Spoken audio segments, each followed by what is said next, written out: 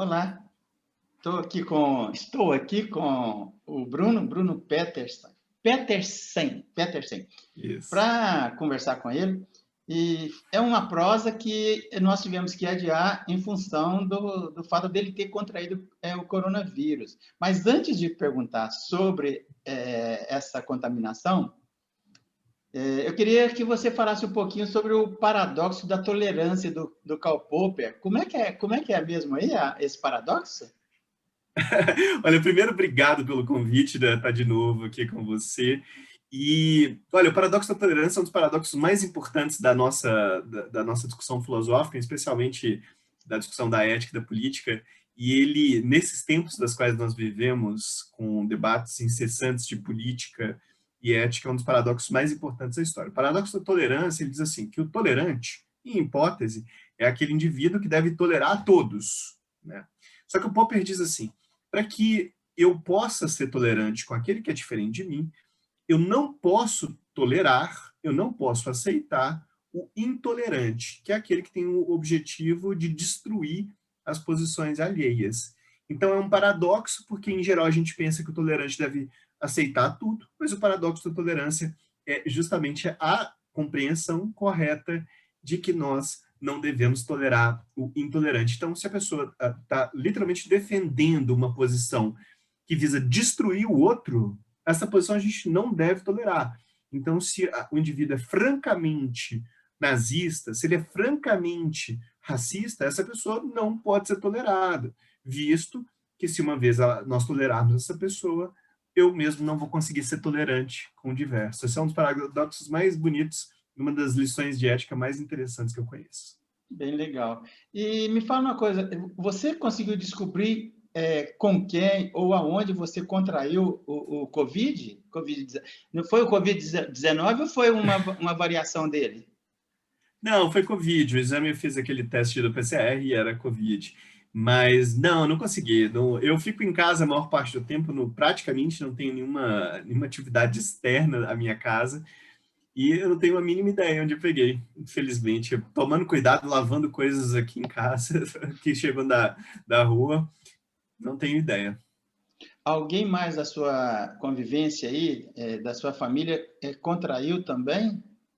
Não, a minha esposa, eu sou casado, minha esposa não teve ali registrado, teve pequenos sintomas, mas não teve nada.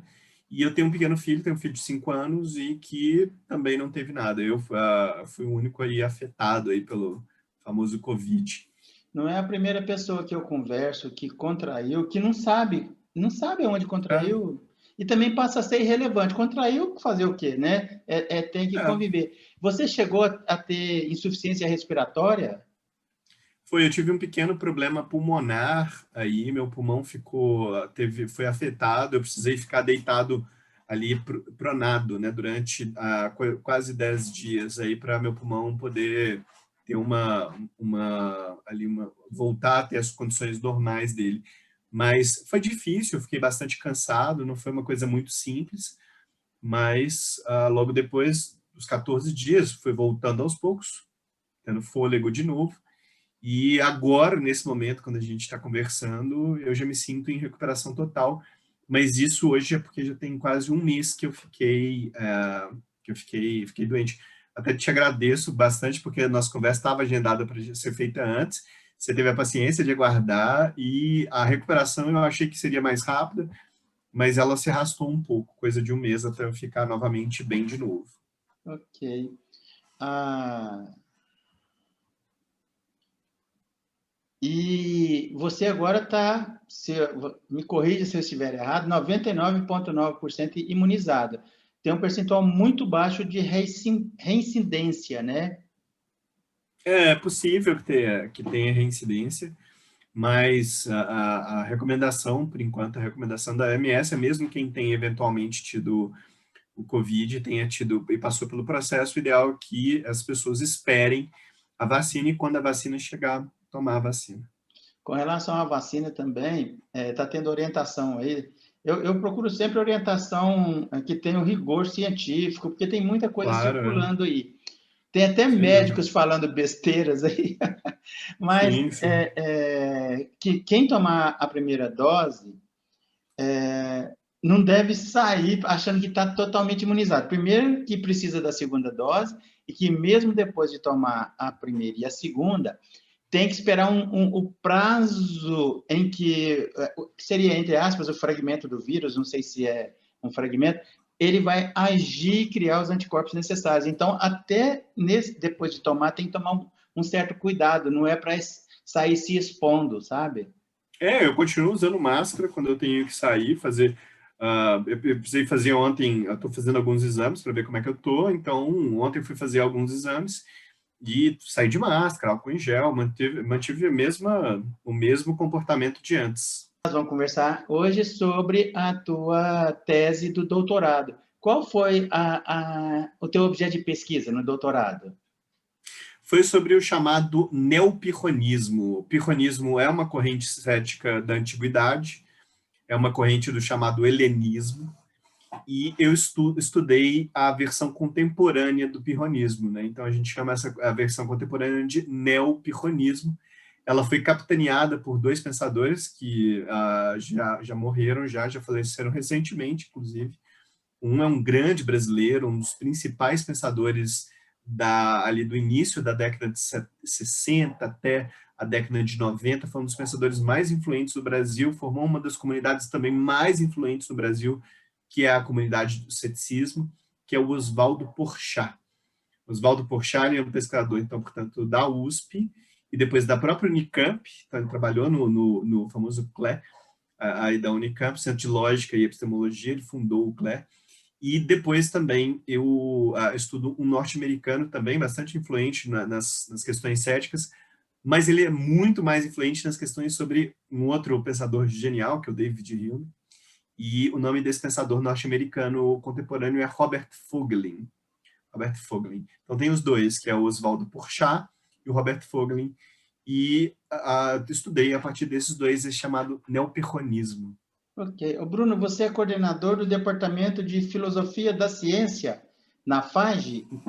Não, na FAGE você tem o diretor, né? O diretor que coordena tanto a pós quanto a graduação, e eu sou o coordenador da graduação. Então, Ok. eu cuido da graduação geral. Ok. Legal. Então, depois da vinheta, a gente vai conversar sobre o teu doutorado, tá bom? Vamos junto.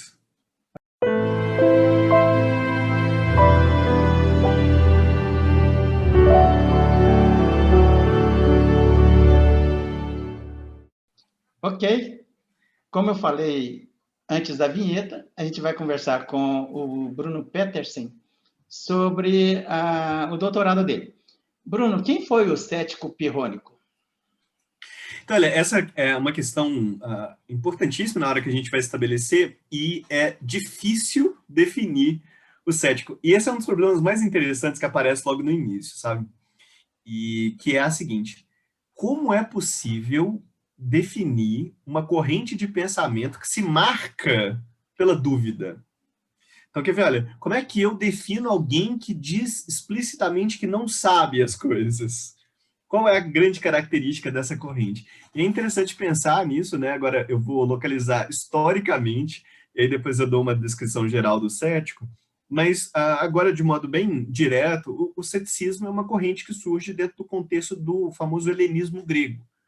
Pós-Aristóteles, você tem várias correntes de filosofia, 4, elas são muito destacadas, né? O ceticismo, o epicurismo, o estoicismo e o cinismo. Dentre essas 4, né, o ceticismo ele é extremamente importante como corrente. Ele é importante especialmente porque os autores céticos, eles são geralmente autores que se referem a outras correntes, eles puxam os argumentos das outras correntes. Então, a gente tem conhecimento de autores do passado frequentemente por meio dos céticos, né, do que os céticos relatam. O Sexto Empírico é frequentemente uma fonte para quem estuda filosofia antiga. O Sexto Empírico é o grande cético pirrônico. E aí os livros do Sexto Empírico, eles são frequentemente fontes para quem estuda ali, fontes diretas de citação de pensadores antigos. Você tem 2 correntes de ceticismo. Uma primeira corrente é chamada de ceticismo acadêmico, chama acadêmico porque ele acontece na academia do Platão. Então, a Academia do Platão, depois que o Platão morre, ela vai sendo ali, frequentemente, pensadores vão ocupando o lugar de líderes daquela academia e vão dando a característica. Então, durante muito tempo, por exemplo, a Academia do Platão foi uma academia estoica, com vertentes estoicas. Durante muito tempo, a Academia do Platão foi uma academia com vertentes céticas. O ceticismo feito dentro da Academia do Platão foi chamado de ceticismo acadêmico, e depois ele saiu da academia e virou uma corrente à parte. E aí você tem o segundo ceticismo, chamado ceticismo pirrônico, que tem como herói um personagem da história da filosofia que é genial, é uma delícia de ler sobre ele, que é o Pirro. O Pirro, ele é muito bem descrito num livro, para quem gosta de filosofia antiga, o livro delicioso de filosofia antiga, chamado Vida e Obra dos Filósofos Ilustres, do Diógenes Laércio. Esse livro é delicioso, é porque o Diógenes Laércio explica os pensadores, e ele também conta aquelas pequenas fofocazinhas, ele conta as historinhas por trás, é delicioso esse livro do Diógenes Laércio. E lá é onde que ele conta a história do famoso Pirro. E aí, para se distinguir dos céticos acadêmicos, os pirrônicos tomam como herói deles o famoso Pirro. Aí você tem uma sequência de autores céticos, e o mais destacado dos pirrônicos é o cético antigo chamado Sexto Empírico, que escreve uma obra, que é a obra que ajuda sempre, foi tema da minha tese, parte da minha tese, que é, em português, a tradução é Esboços do Pirronismo. Então, esboços é porque, e aí eu volto para amarrar com o que eu falei no início, como é que você defende uma corrente, como é que você descreve uma corrente de pensadores que dizem que não sabem a resposta? O cético não é o sujeito que nega tudo, né? O sujeito que nega tudo, o cético não é esse cara que diz, vamos pensar assim, o cético não é o ateu que diz não existe Deus. O cético é o sujeito que diz, olha, eu não tenho evidências nem para que sim, nem para que não. Existem alienígenas? Eu não sei, não tenho evidências para que sim, nem que não. O cético não é o sujeito que nega. Então é o sujeito que tem dúvidas. Então, qual é a característica de uma corrente que diz que não sabe de nada? Então, um pouco da definição do cético, quem é o cético? É alguém que é apaixonado por conhecimento, mas reconhece que nesse momento não tem evidência suficiente para afirmar nada sobre assuntos específicos. Ok. Esse é o cético. Ok. Vamos botar só um pouquinho no Pirro. Ele viveu mais ou menos em que século, o Pirro? O Pirro, ele é um cético extremamente importante. Ele viveu, olha, eu tenho que puxar aqui pela memória, ele viveu no século terceiro, agora terceiro ou quarto antes de Cristo. Eu tenho que me lembrar, mas terceiro ou quarto antes de Cristo. Bruno, tudo bem, depois eu vejo e põe na edição. Deve ter sido no terceiro, porque ele é pós-Platão? Ele é muito próximo do Platão. Eu diria que ele foi entre o século IV ou terceiro.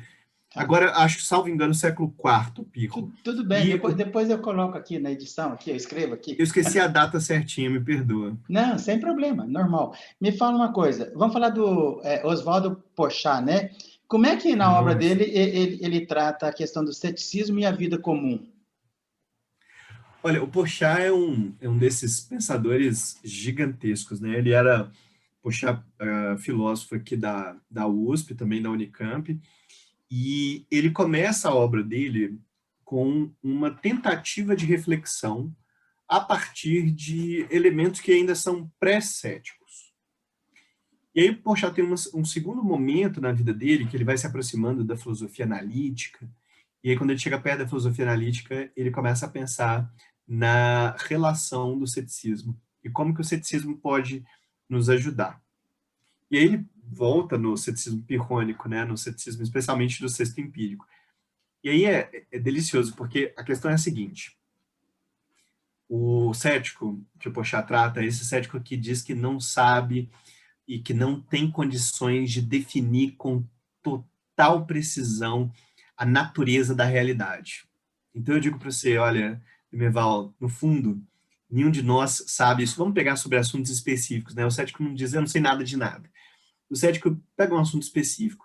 Se a ciência é capaz de dizer como o mundo é, o cético diz, olha, Eu tenho evidências para dizer que sim, que a ciência tem elementos para dizer como o mundo é, mas ele tem elementos para dizer que talvez o mundo não seja do jeito que a gente conhece. Bruno, Eu não sei. eu posso fazer uma pergunta fora do contexto? Vamos embora. O Karl Claro. Popper era cético? O Popper não era cético. O Popper não é cético porque ele tem um critério de validação, que é o famoso falsificacionismo. Sim, mas os céticos, eles não, a partir dessa dúvida lançada na forma de, no pensamento dos céticos, eles não estabeleciam uma metodologia para buscar o que, ou só ficava no ceticismo?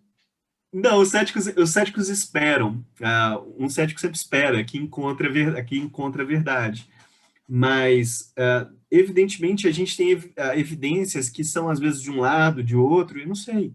Um grande pensador, que é também um dos heróis filosóficos para mim, que é o David Hume. O David Hume tem uma frase, e o Hume tem um elemento cético na filosofia dele, e ele tem uma frase que é linda, ele diz assim: o sábio proporciona sua crença à evidência.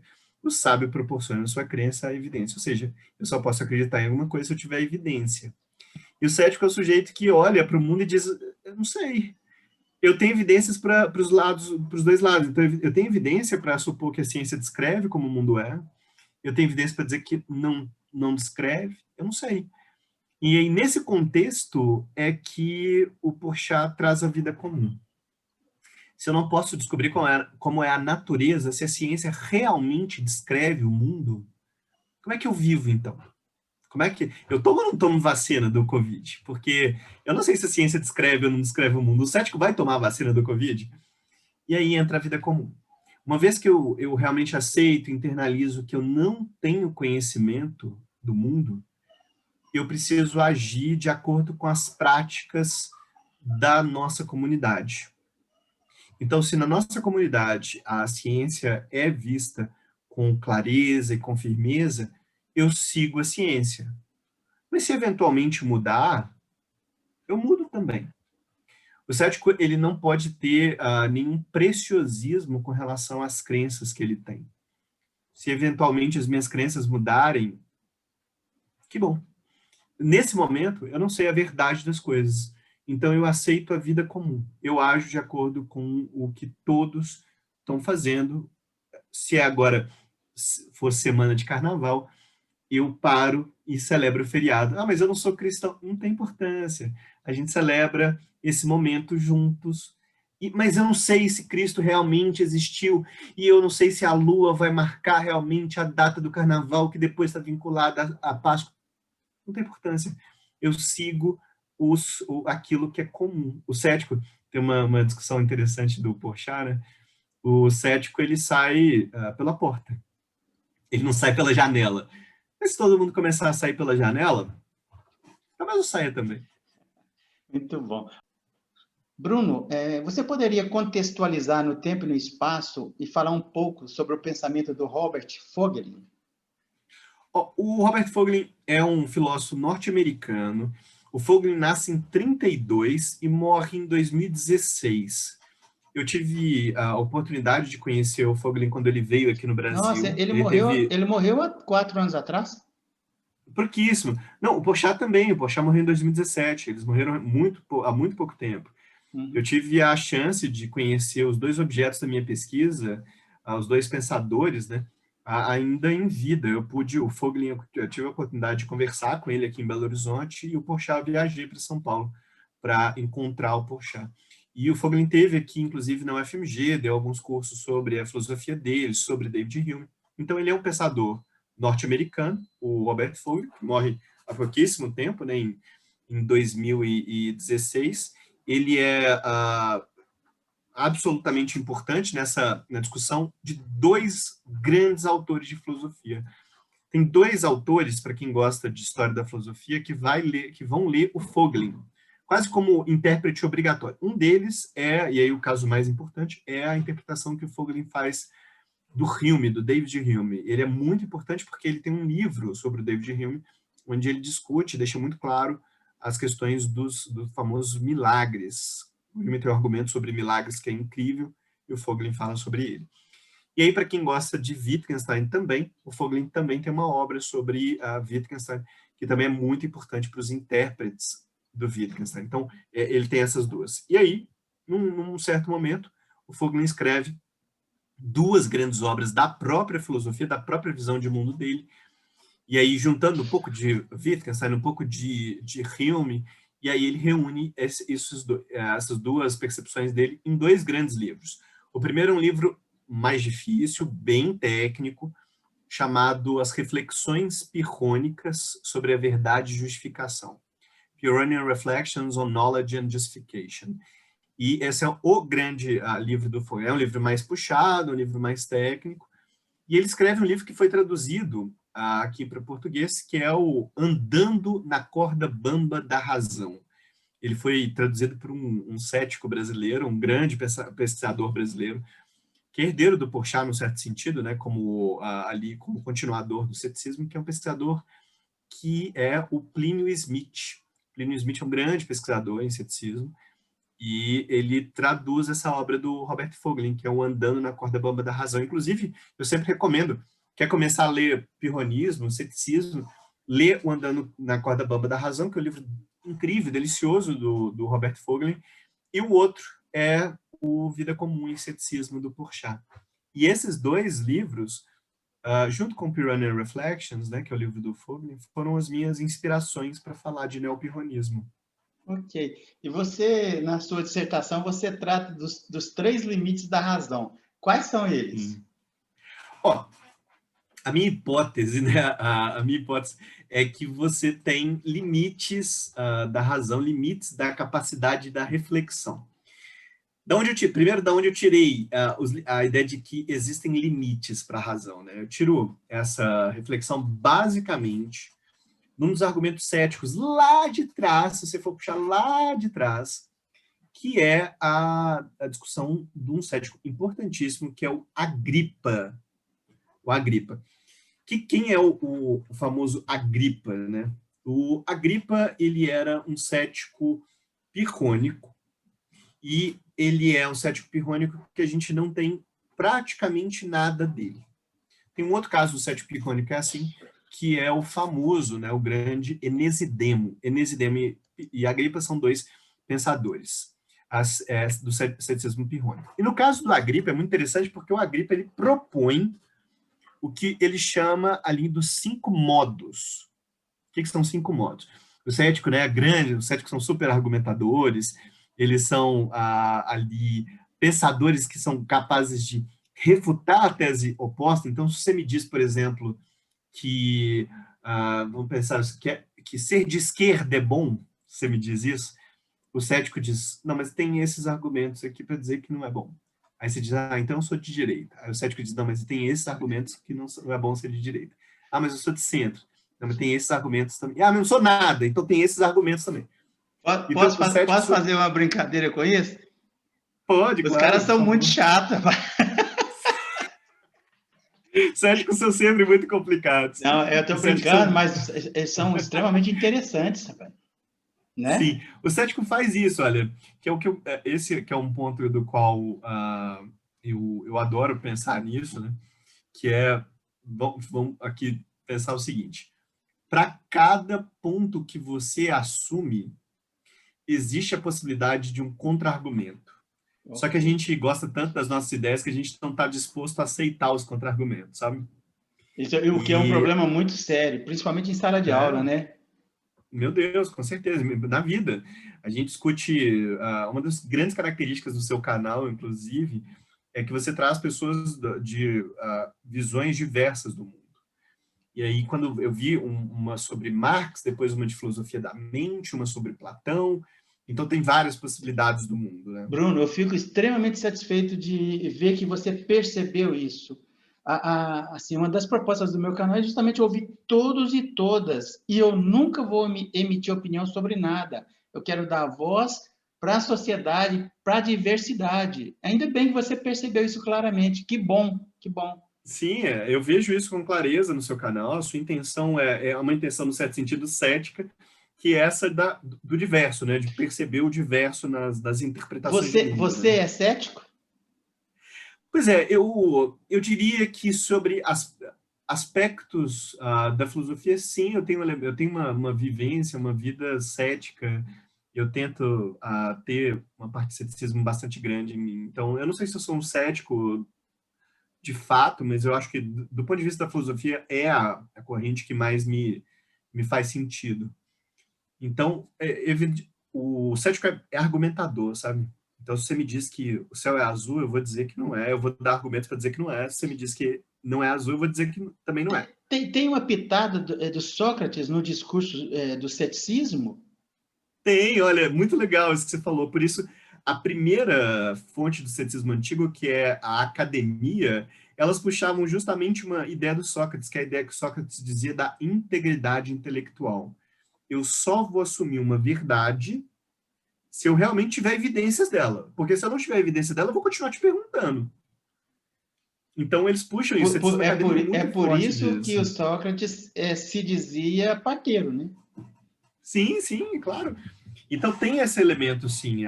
O ceticismo é uma forma de interpretar até partes do platonismo. Se você vai, por exemplo, para o Teeteto do Platão, é um texto que você pode interpretar com ferramentas céticas. E agora, por que eu estou dizendo isso do Agripa? Né? O Agripa é um pensador genial, genial. E o Agripa, ele preparou cinco grandes argumentos. Ele disse assim, olha, o cético tem que estar preparado, né? Vamos entrar numa discussão, então vamos nos preparar com argumentos e contra-argumentos. E nessa história de argumentos e contra-argumentos, o Agripa fornece o que a gente conhece como 5 modos da Agripa. Os 5 modos do Agripa é de lá que eu tiro os limites da razão.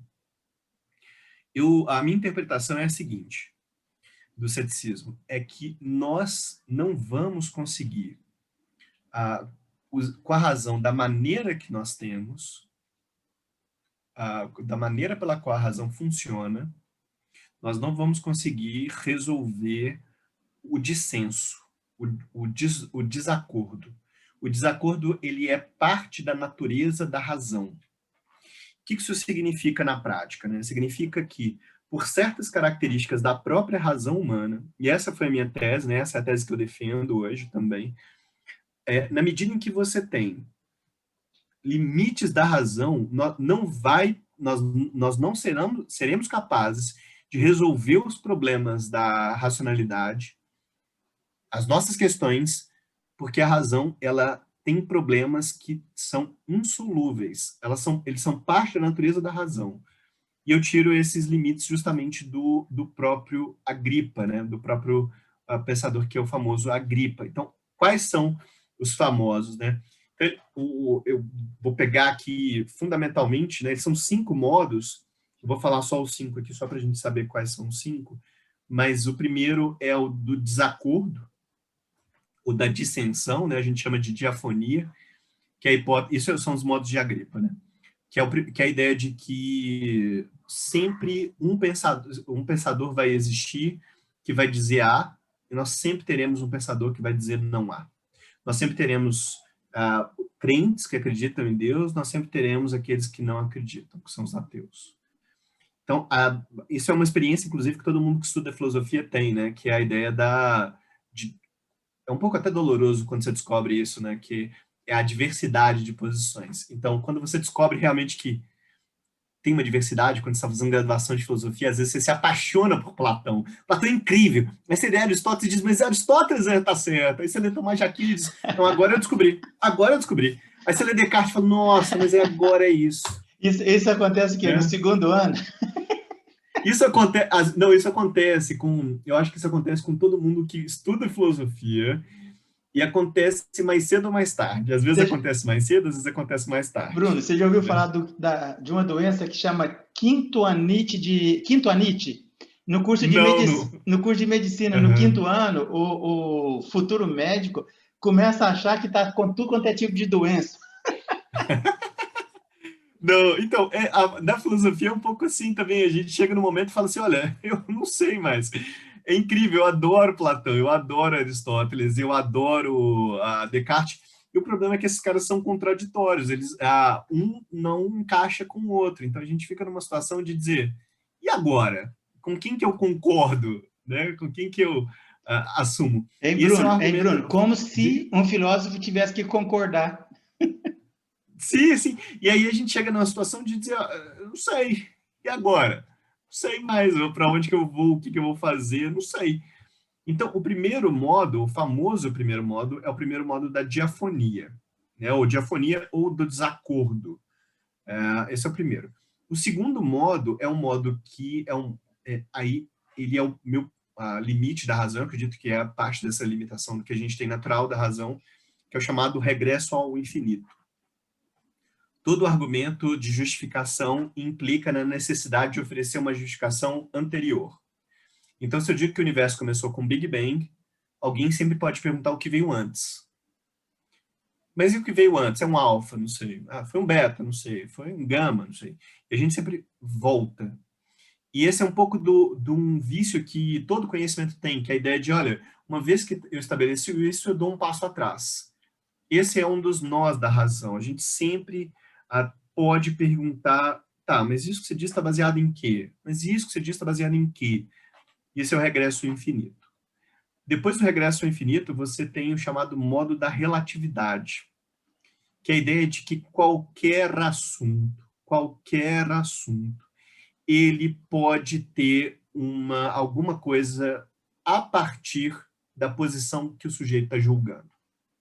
Então, se eu estou explicando agora o modo da relatividade para você, e alguém explicasse esse modo da relatividade, você poderia explicar de outra maneira. E essa maneira poderia ser contraditória à maneira que eu estou explicando agora.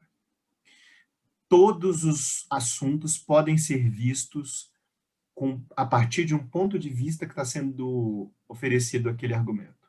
Então, não há uma forma só. É por isso que eu estava vendo, por exemplo, na introdução no seu canal que o professor André Leclerc fez de filosofia da mente, importantíssima, super bem feita, é uma forma pela qual ele aborda a filosofia da mente. Você o conhece? E eu conheço a pesquisa dele, mas eu não conheço ele pessoalmente. Ele foi assim, desculpa fazer um parênteses aí, né? Tá, claro. Sem interromper teu Não, sequenciamento vamos dos embora. 5 pontos. Não, Ele nós é estamos juntos. um canadense que está aqui lá em Uhum. Brasília já há quase 30 anos, eu acho, 25 anos. Sim, sim. Ele foi extremamente simpático comigo, assim, antes, durante, depois. E ele é um pesquisador, assim, Sênior, né? sênior, e que Sim. tem uma... Eu dei uma olhada no Lattes dele lá, não acabava mais. Sim. Ó, Ele é assim, incrível mesmo, sim, já sim. que a gente está falando dele, eu vou sugerir para você depois, e você vai querer, pelo que eu estou vendo, assistir a entrevista sobre o mesmo problema do corpo e da mente com a Heloísa, Ah, legal. uma cigana que mora em São Paulo, está fazendo pós-doc e que tem uma perspectiva também extremamente interessante sobre o velho problema. Não sei, como eu estou entrevistando todo mundo, eu não sei se alguém chegou a alguma conclusão em relação a corpo e mente. Parece-me que não, né? Cada um aborda de um jeito. Sim, sim, Ou não, alguém. Não, existem consensos, depende para quem você pergunta. Tem Não, consenso, essa é uma observação de um cético. tem cético, é. Então, olha que bacana isso que você fez, que esse é o modo da relatividade. Todos os assuntos são vistos a partir de um certo ponto de vista. Ou você fala de um ponto de vista acadêmico, ou você fala de um ponto de vista fora do acadêmico, ou dentro do acadêmico tem uma variedade enorme de posições. Esse é o modo da relatividade. E esse é um modo que eu acredito que é um outro nó da razão, né, um outro desses problemas da razão, que é o fato de que qualquer assunto, sempre, nós poderemos colocar a partir de um outro ponto de vista. É por isso que a pesquisa nunca vai acabar. O quarto modo de Agripa é o chamado modo da hipótese, que é a ideia de que, para resolver esses problemas, né, você encerra o lugar num axioma. Então, você coloca um lugar de assim, olha, a partir daqui a gente começa. Todas as disciplinas de ciências naturais, elas precisam de colocar axiomas, né? Dizer, olha, esse aqui é a nossa base. A gente começa e constrói a partir dessa hipótese. E o modo da hipótese, ele diz que a colocação dessa hipótese ela pode ser profundamente problemática. Eu vou te dar um exemplo prático disso. A nossa geometria funciona, né? A geometria chamada euclidiana, ela funciona e funciona muito bem, porque ela está sentada em axiomas muito claros. Mas se eu altero os axiomas de geometria euclidiana, por exemplo, troco o plano por uma estrutura espacial que não é plana, que ela é em formato de que se chama de formato cela, todos os cálculos da geometria vão se alterar. Então, a própria hipótese, uma vez que é colocada, ela permite a construção de um certo edifício de pensamento.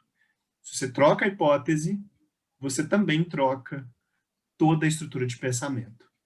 Então, ali, o que a gente acaba fazendo, né? E aí são os 3 limites da razão do que eu apresento, é que ou você regressa ao infinito, ou você percebe que cada ponto é colocado a partir de um ponto de vista, ou você estabelece um lugar e coloca esse lugar como base. A minha hipótese é baseada num intérprete do ceticismo do Agripa, que é um grande intérprete norte-americano do ceticismo antigo, chamado Jonathan Barnes, que é a hipótese de que o argumento cético é mais ou menos como uma teia de aranha. Você está agarrado num pedacinho, agarrado, bem mineiro, né? Está agarrado num pedaço, e aí você... Peraí. Você está falando isso, né? Agarrado é bem mineiro. Às vezes o pessoal já está nos assistindo, sabe que eu sou mineiro. Estou há 40 anos aqui no estado de São Paulo. Quando eu falo que o trânsito está agarrado aqui, o pessoal não entende. Então, bem mineiramente, né, a gente está agarrado. Quando você está agarrado num pedacinho, né, você está num desses argumentos, você tenta fugir dele, você tenta, olha, não, eu preciso de fugir do regresso ao infinito. Aí o que eu faço? Eu coloco uma perspectiva. O Bruno, nossa, mas eu quero fugir da perspectiva. Desculpa, os 3 limites da razão que você buscou é justamente para não ficar agarrado, usando a nossa expressão mineira. É para poder ter condição de estabelecer condições para avançar ou não? Não. A hipótese é a seguinte, é que um pouco ali inspirado por esses modos, a minha hipótese na tese é que não é possível escapar deles. É a natureza da razão humana, é uma natureza ou que você vai tentar sempre buscar uma justificativa anterior, ou que você sempre vai ver a partir de um certo ponto de vista, ou que você sempre vai tentar colocar uma hipótese fundamental. Você sempre vai fazer isso. E qualquer teoria, a multiplicidade de teorias que surgem, né, em todos os campos do saber, em todas as fontes de conhecimento, elas surgem porque surgem novos pesquisadores, novas pesquisadoras que sempre vão ter um novo lugar para olhar, ou sempre vão tentar dar um passo anterior, ou sempre vão oferecer um novo axioma. É da natureza da razão. A nossa estrutura racional, ela é simplesmente incapaz de fugir disso. Bruno, então nós não temos como. É muito interessante, extremamente interessante. Eu quero, inclusive, que você... Deixa eu encher a tela aqui comigo. Você que está nos assistindo, eu quero que você dê sua opinião, mande dúvidas, sugestões, críticas, dê o like, o dislike, aproveita para seguir o canal, porque esse assunto que está sendo tratado pelo Bruno é extremamente interessante. Mas eu vou aproveitar, viu, Bruno, para fazer uma pergunta para você. E onde fica aí a ciência quando a gente trabalha com o indutivismo para poder avançar numa determinada pesquisa? Como é que é tratado isso? Aí você não tem que estabelecer os limites. Segundo a minha concepção equivocada, foi por isso que eu estava pensando. Teria que estabelecer limites para poder avançar e jogar no desvio padrão, fora ali da curva normal, né? Para poder avançar numa pesquisa. Como é que é isso? Boa. Sob a perspectiva aí dos limites da razão. Não, fechado. Deixa eu só falar uma última coisinha. São 5 modos, eu falei até o quarto, último modo do Agripa é conhecido como modo da reciprocidade, que é a ideia da percepção dos objetos serem recíprocas. Mas pulando agora para essa sua questão e deixando aqui os modos, a questão é a seguinte. eu vou te dar um exemplo de como que a gente lida com ciência a partir dessa perspectiva. Esse é um dos assuntos que mais me interessam, porque, primeiro, eu sou apaixonado por ciência natural, né? Trabalho com filosofia da ciência na graduação há muitos anos, e o meu argumento é o seguinte, e esse argumento é muito parecido com o do Robert Vogelin, que é o grande neopirrônico. Vamos pensar assim, uma teoria científica, ela precisa de ser baseada num princípio claro. E uma vez que eu estabeleço um princípio claro de funcionamento dele, que eu aceito, por exemplo, certas experiências, certas vinculações matemáticas, quando eu estabeleço isso, eu posso, a partir disso, construir todo um edifício. Vamos pegar, por exemplo, a mecânica newtoniana. Estabeleço na mecânica newtoniana certos fundamentos. Por exemplo, eu aceito a geometria euclidiana, eu aceito a matemática, os cálculos matemáticos que são ali propostos, eu aceito as ideias, os conceitos físicos que o Newton estabelece, eu aceito constante gravitacional. Vamos lembrar, para quem gosta de ciência, né, a famosa equação gravitacional. Eu aceito a constante gravitacional, massa 1, massa 2, quadrado da distância, aceito todos esses princípios como princípios fundamentais. E eu ergo meu sistema todo a partir da aceitação dessa hipótese. E essa hipótese funciona, ela descreve boa parte de como o mundo funciona. Então, até hoje, engenheiros usam as equações newtonianas e elas funcionam. A gente constrói prédio com elas. E tá bom. Em 1905, e depois em 1915, aparece um sujeito, que é o Albert Einstein, que propõe uma nova hipótese. O Einstein troca a matemática, troca a geometria, né? Ele para de usar a geometria universo newtoniano, é o universo euclidiano, é o universo plano, e o Einstein troca essa geometria. Ele passa a perceber esse universo com uma outra visão, com uma outra visão de geometria, que são as geometrias neo-euclidianas. E ele faz isso a partir de um novo problema que o Newton não estava ciente, que são a famosa discussão sobre a luz, que o Lorentz estava fazendo ali no século XIX, final do século XIX. E toda essa discussão sobre a luz, que o Lorentz aparece, o Einstein percebe que ele vai precisar de um novo conjunto de regras. E aí o Einstein propõe esse novo conjunto de regras, que é a mecânica relativística. Essa mecânica relativista ela é uma nova hipótese, ela tem uma nova matemática, ela tem um novo conjunto de experimentações, novos conceitos, e a partir disso ele ergue todo um conjunto de observações. A partir dessas mesmas observações que foram feitas, um conjunto de pensadores na década de 20 e 30 em especial, vai se reunir e vai falar, olha, não é exatamente como Einstein estava dizendo, e aí eles vão formar a primeira geração dos físicos que se juntarão em Copenhague e vão gerar a famosa interpretação de Copenhague da mecânica quântica, que vai oferecer novas formas de encarar a matéria, novos conceitos e uma nova hipótese. O que eu estou mostrando para vocês aqui é que você tem 3 investigações científicas extremamente importantes na história da humanidade e que erguem edifícios conceituais completamente diferentes da hipótese que eu aceito como verdadeira. Eu aceito certas matemáticas, eu ergo o edifício newtoniano. Eu aceito outras, eu ergo o edifício einsteiniano. Eu acredito outras, eu ergo o edifício dos membros da interpretação de Copenhague. E aí o que acontece? É sempre possível que um novo conjunto de pensadores da física apareça e ofereça novas matemáticas, novas expressões. E aí, por que é o limite da razão? Como que a ciência se comporta com isso? É que a ciência precisa aceitar essas hipóteses. E ela cresce a partir dessa aceitação das hipóteses.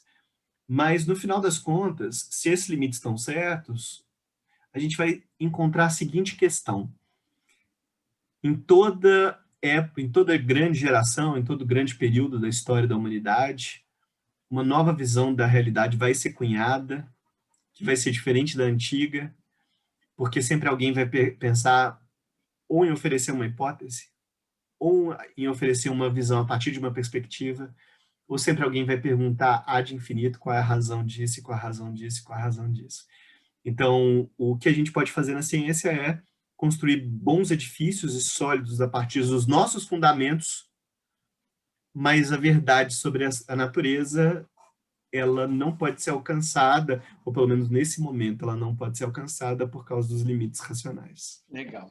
Bruno, a gente está caminhando para o final e eu queria que você falasse um pouco sobre a narrativa neopirrônica. Ah, boa. O título da minha dissertação, da minha tese é esse, Narrativa Neopirrônica.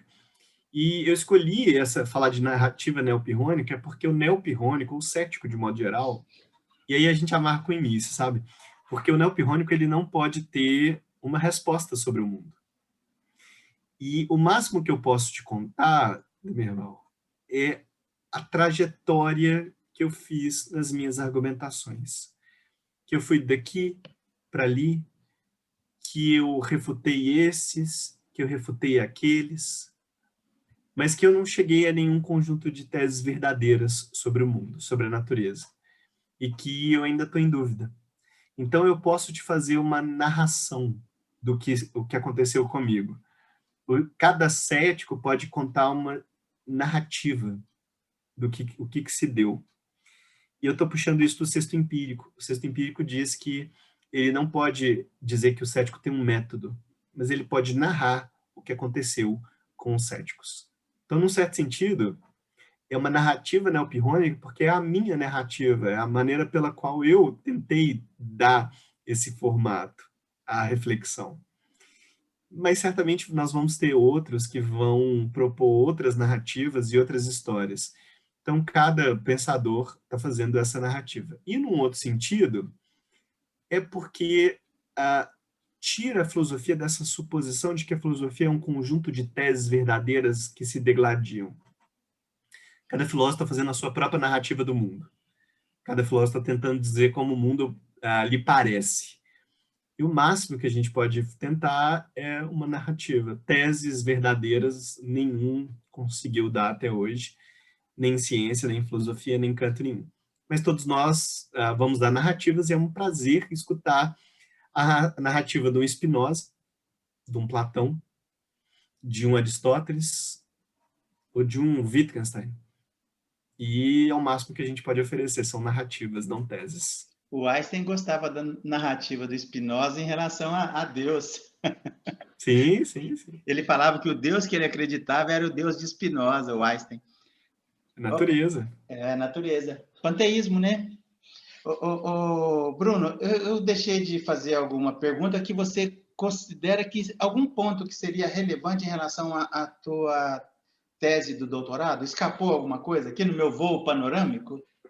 Não, foi perfeito. As perguntas são excelentes. Assim, eu acho que o ceticismo ele é uma corrente que tem um interesse no Brasil grande, tem muitos pesquisadores em ceticismo no Brasil, e é interessante pensar em que sentido o brasileiro é tão interessado em ceticismo, né? Nós somos tão interessados em ceticismo, mas acho que você tocou em todos os grandes pontos da minha tese, a minha tese pessoal, né?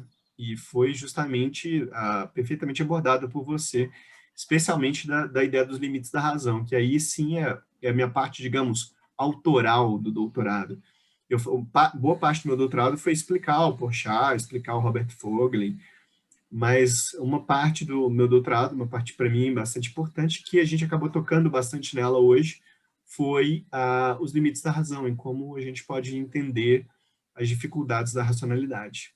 Mas você tocou em todos os pontos. Bruno, quando tem assim, uma proposta como a sua, assim, espera-se que numa tese de doutorado, a dissertação de mestrado não necessariamente alguma coisa nova. Agora, a tese de doutoramento, alguma proposta nova. Quando você soltou a tua tese dos 3 limites da razão, não sei, causou algum impacto? Eu sempre fico esperando, olha, tomara que a comunidade esteja impactada pela tese desenvolvida aqui por A, por B, por C. Mas eu tenho ficado surpreso que talvez em função assim, de alguma restrição que eu estou buscando, de certa forma, abrir espaço no meu canal. Não chegar a ter uma dimensão. Isso tudo que você me falou é tão interessante. Os 3 limites da razão, para mim, são tão interessantes que o que eu esperava é que muita gente viesse tivesse abordado, conversado com você, ou apoiado, ou contestado. E aconteceu alguma coisa nesse sentido ou ficou meio que enclausurado? Um pouco da pesquisa, da maneira a maneira pela qual a pesquisa é feita no Brasil, ou no Brasil e no mundo inteiro, ela é muito difícil de ser lida por outras pessoas. A minha tese de doutorado, como é a maior parte das teses de doutorado, eu diria, não sei quantos por cento, mas quase a totalidade das teses de doutorado que são feitas no Brasil, elas são absurdamente técnicas. E a minha não foge à regra, ela é também absurdamente técnica. Então, aquelas pessoas que leram, e na época eu tive a oportunidade de contar com alguns dos mais interessantes intérpretes, não todos, mas alguns dos mais intérpretes de ceticismo no Brasil. Eu tive a oportunidade de contar ali na minha banca com o Plínio Smith, que eu comentei antes, com um grande especialista em ceticismo antigo, grande mesmo, que é um sujeito que eu admiro bastante também, que é o Roberto Bolzani, que é um pesquisador da USP. E, bom, eu tive outros também na minha banca, e assim, foi um ponto interessante na minha banca eles tocarem nisso, de tinha um ponto inovador, realmente.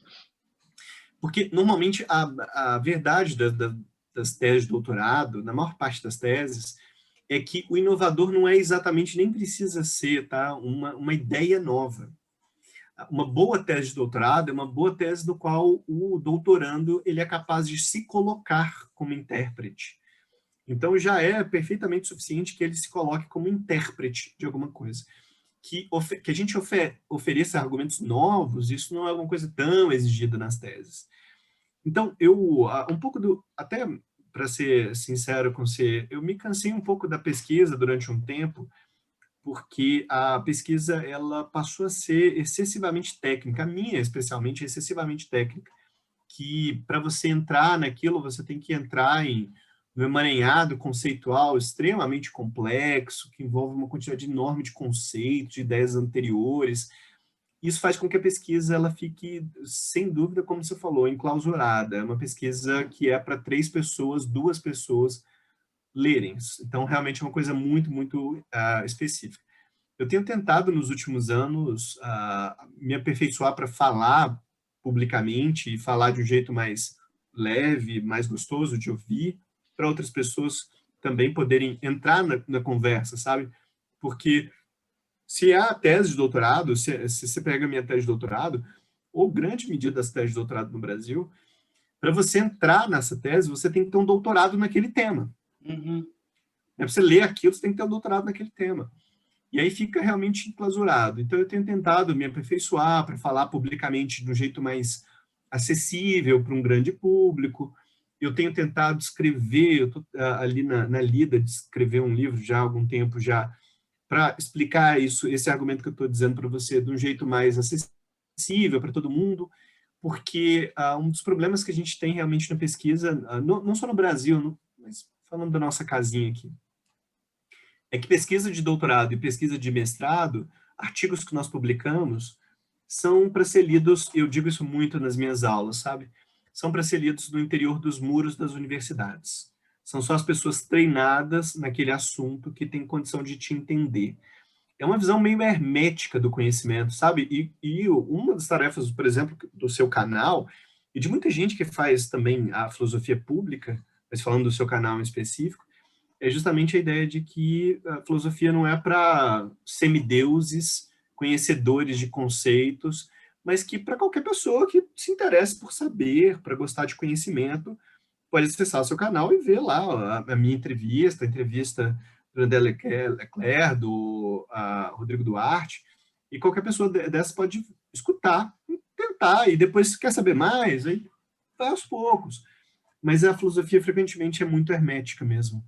E a gente tem a filosofia, frequentemente, tem um preciosismo, filósofos e filósofos no Brasil têm um preciosismo para dizer, não, olha, isso aqui é importante, é muito difícil, e aí só vai acessar isso semideuses, né? E eu acredito que a filosofia não é isso, ela é uma forma de conhecimento, de amor por conhecimento, que qualquer pessoa pode acessar. Mas, fazendo a minha culpa, a minha tese é altamente técnica. Mas agora eu estou tentando fugir disso. Mas do jeito que você conversou na outra entrevista e nessa aqui, não, eu achei bem tranquilo. Acho que você está trabalhando com bastante tranquilidade. Essa transposição assim, de pesquisas técnicas para dialogar com o grande público. Você transformou a sua dissertação de mestrado e a tua tese, e você chegou a transformar um ou outro em livro ou ainda não? Os dois, transformei os dois. Tá na mão aí? Os livros estão na mão aí?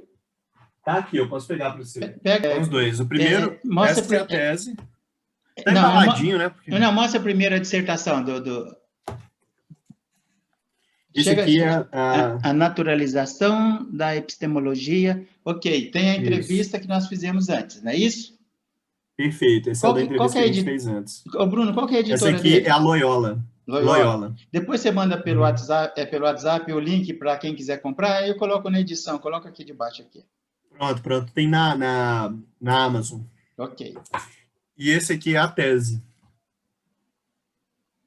A narrativa neopirrônica. É a mesma editora? É o que a gente conversou hoje.